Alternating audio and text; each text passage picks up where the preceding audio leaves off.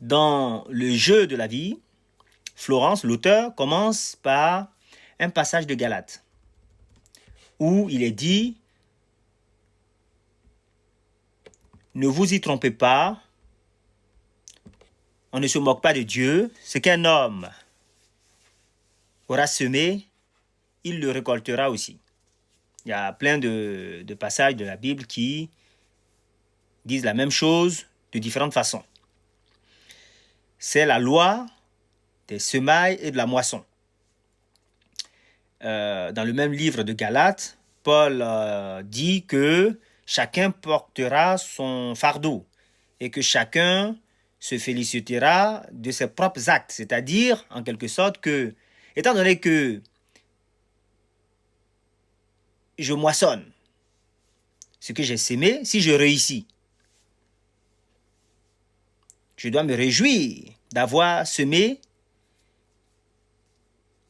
les graines de la réussite. Si j'échoue, je dois assumer mon fardeau. Quelque part dans les Écritures, on dit, dans l'adversité, réfléchis. Dans le bonheur, réjouis-toi.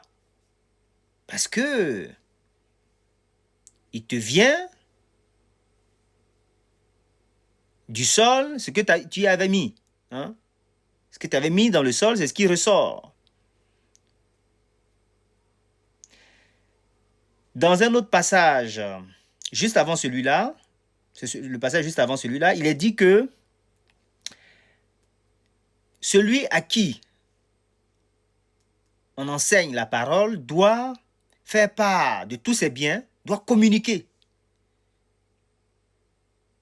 toutes les bonnes choses qui lui arrivent à celui qui lui enseigne la parole. Un verset qui a été traduit de façon tout à fait tendancieuse et qui a donné l'impression qu'il fallait donner tous ses biens matériels à celui qui vous enseigne. Non. On nous enseigne la loi des semailles et des moissons. On l'applique, on obtient des résultats positifs. Parce que, comme dit Paul bien avant, il faut pratiquer le bien. C'est-à-dire, il faut semer le bien. Parce que sinon, voilà. Donc, si vous semez le bien, vous allez récolter le bien. Donc, il dit, pratiquons le bien et persévérons. Et nous serons bénis. Nous obtiendrons le bien, conformément à cette loi. Donc, si tu fais ça et que tu obtiens de bons résultats, il t'arrive de bonnes choses, tu réussis, tu es en bonne santé, tu deviens riche, tu es en paix, peu importe, tu dois témoigner de ça auprès de celui qui t'a enseigné. Lui dire que ça marche, en fait. It works, comme disent les Anglais. Voilà, c'est ça qu'il dit avant. Il ne s'agit pas d'aller donner son argent aux gens. Même s'il ne faut pas museler le bœuf qui foule la semaille. Alors, donc,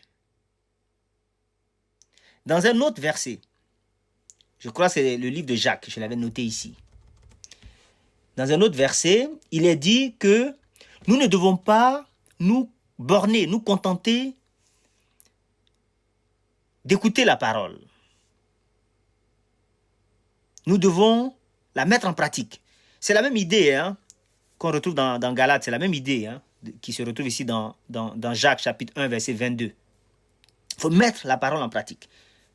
Parce que celui qui écoute sans mettre en pratique, il est comme quelqu'un qui voit son vrai visage dans le miroir, comme il est dit dans le passage, et qui aussitôt oublie à quoi il ressemble. C'est-à-dire, on t'a dit que tu es un créateur. Tu as été fait à l'image et à la ressemblance du créateur. Tu as écouté, tu as trouvé ça génial, tu es sorti de l'assemblée, tu as oublié. Une fois que tu as fini d'écouter, tu as oublié ce qu'on t'a dit. Tu n'as pas testé. Quand la difficulté s'est présentée, tu n'as pas testé. Voilà. Donc, be you doers of the word and not hearers only, deceiving yourself. Comme il est dit dans le King James. Il faut pratiquer, il faut appliquer. Mais celui qui regarde dans la loi parfaite, la loi de la liberté, et qui persévère, celui-là sera béni. Exactement les mêmes termes, les mêmes notions que Paul. On retrouve ici la liberté, la persévérance. La liberté, c'est pourquoi? Parce que cette loi te permet quelque part de te sortir des difficultés. Ça te donne la liberté. Ça te permet de sortir de la prison.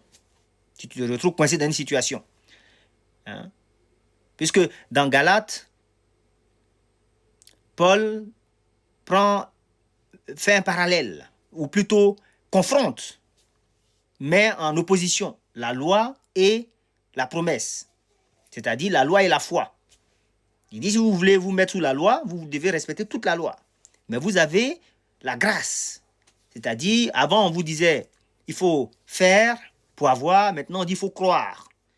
Si tu crois que la montagne à qui tu dis de se déplacer est en train de se déplacer, tu verras que ce que tu as demandé va se produire. C'est ça. Et donc, il prend l'exemple d'Abraham, à qui on a dit de quitter son pays, le pays de son père, pour aller dans un pays qu'il ne connaissait pas. Et il y a cru. Il allait à l'aventure en ayant l'espérance de la réussite. C'est ça la foi. On l'appelle le père des croyants. Et donc, ceux qui ont la foi,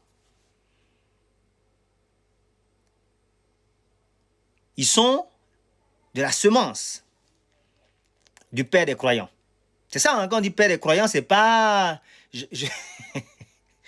c'est quelque chose d'opérationnel. C'est quelque chose d'opérationnel. C'est pour ça qu'il est dit ailleurs dans Jacques que si des frères viennent et qui disent qu'ils ont faim ou ils n'ont pas de vêtements et tout, et que vous les renvoyez sans leur donner ce dont ils ont besoin, à quoi ça sert? À quoi sert une foi qui ne s'accompagne pas d'actes? Ça ne sert à rien. Ça ne résout pas les problèmes. Donc si quelqu'un vient te voir et qui dit qu'il a un problème, c'est le moment d'appliquer la foi. C'est le moment de tester pour voir si ça marche. C'est ça le père des croyants. Le père des croyants, c'est quelqu'un qui réalise. C'est pas juste prier en fait. C'est une prière qui a des résultats. C'est ça. Parce qu'Abraham, il est parti pour entrer dans la terre promise. Voilà. Et sa semence est rentrée dans la terre promise. Voilà. Quoique sa vraie semence soit justement Christ et donc les gens qui ont cet esprit-là. Donc, il s'agit de quelque chose d'opérationnel. C'est quelque chose d'opérationnel qui doit réaliser ce qu'on veut, qui doit permettre de surmonter les obstacles. Donc, ce n'est pas une croyance théorique ou philosophique seulement. Non, non, non. C'est une croyance qui consiste en puissance, en fait. Voilà. Donc, quelqu'un vient te voir et dit qu'il n'a pas de vêtements, il n'a rien. Et tu lui dis, bon, bonne chance. Non, c'est le moment d'appliquer la foi. Voilà. Ça ne veut pas dire que tu vas certainement sortir l'argent là maintenant pour lui donner ou lui trouver du boulot. Non. Mais ça veut dire que là, tu vas appliquer la technique. Là, je vais appliquer la technique de la foi. Je vais imaginer que, je ne suis pas obligé de lui dire, hein, je vais imaginer qu'il a eu le boulot qu'il veut. Et quels que soient les événements qui arrivent, je vais rester fidèle à l'image que je me suis faite dans mon esprit, jusqu'à ce que ça se réalise. Si ça se réalise une fois, je vais peut-être penser que c'est une coïncidence. Si ça se réalise 2 fois, et qu'à chaque fois, je vois que dans la plupart des cas, ça se réalise, je vais me rendre compte que j'ai commencé à découvrir la perle de grand prix. Que je commence à maîtriser la loi de la liberté.